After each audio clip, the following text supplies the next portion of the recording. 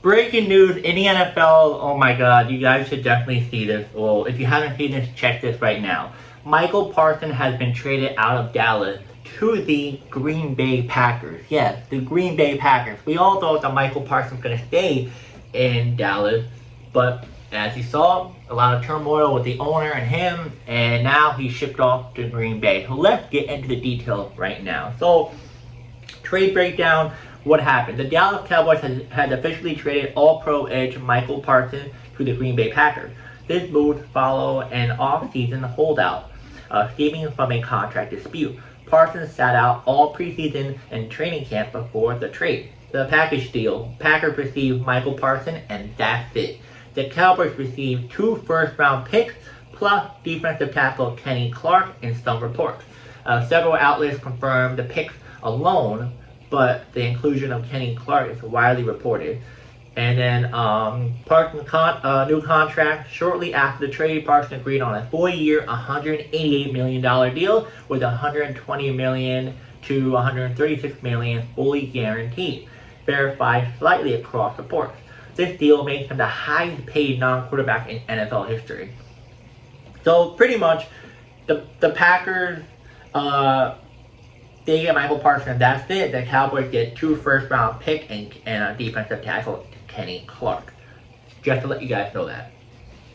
And then Parsons signed a 4-year, $188 million deal with the other, what I just pretty much said, fully guaranteed, with the Packers. So he's staying with Green Bay for 4 years. Now, context and background. Build up to the trade. Michael Parsons requested a trade on August 1st, 2025. Pretty much citing the frustration over being, away from closed-door contract talks and how he was treated after injury. Through August, rumors pretty much were linking Parsons to Green Bay, although Cowboys ownership remained, publicly resistant to trading him. Packers GM Brian, whatever his name is, remained committal, but acknowledged that Green Bay evaluates opportunities that could improve the team. Trade speculations often reference conversation on Parsons with the Khalil Mack trade, a blockbuster that involved multiple first-round picks. Now, why it matters. Parsons at age 26 is widely recognized as one of the most dominant pass rushers in the NFL, already with 52.5 career sacks. Adding him pretty much boosts Green Bay's defensive front, complementing players like Rashawn Gary, Devontae Watt, and Carl Brooks. For Dallas, receiving high-value draft capital and possibly a proven defensive starter sets the stage for roster reassuring. My apologies. And then the summary table, pretty much Dallas, Green Bay, what Packers get Michael Parsons, what the Cowboys get 2 first-round picks, and Kenny Clark, defensive tackle. Parsons contract 4-year, $188 million, between $120 and $136 million guaranteed, and Parsons becomes the highest paid non-QB, and Packers get a elite pass rusher. Wow. This is very interesting. I honestly didn't hear about the Packers in the conversation, maybe a little bit, but they weren't as talked about as like other teams were.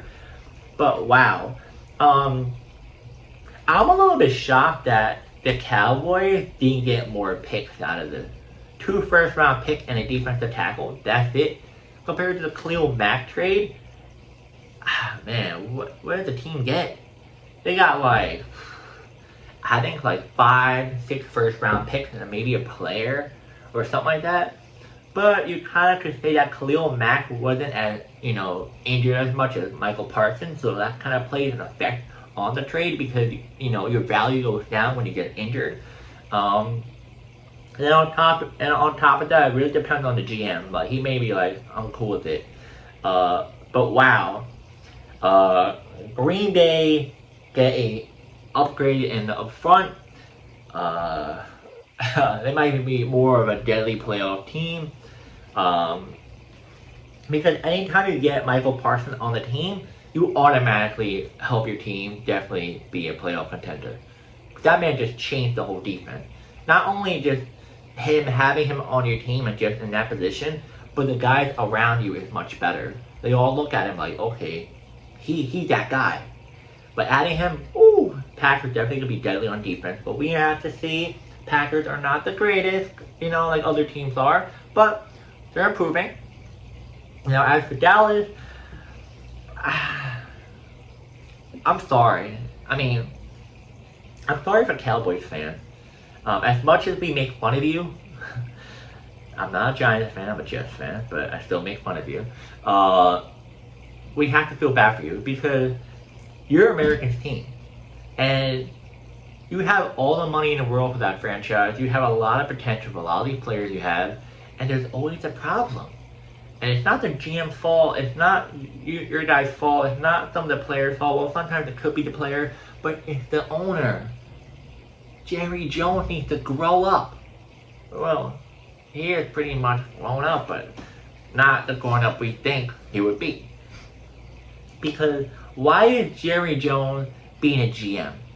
He had an issue with CD Lamb. He had an issue with Micah Parsons. He had an issue with, I think, Dak Prescott at one point with the contract. Like, bro, what is this man being so cheap for? On top of that, it's like, bro, this Michael Parsons is like a fan of your team. On top of that too, is that without him, you're not gonna go to the playoffs. Look at the Commanders.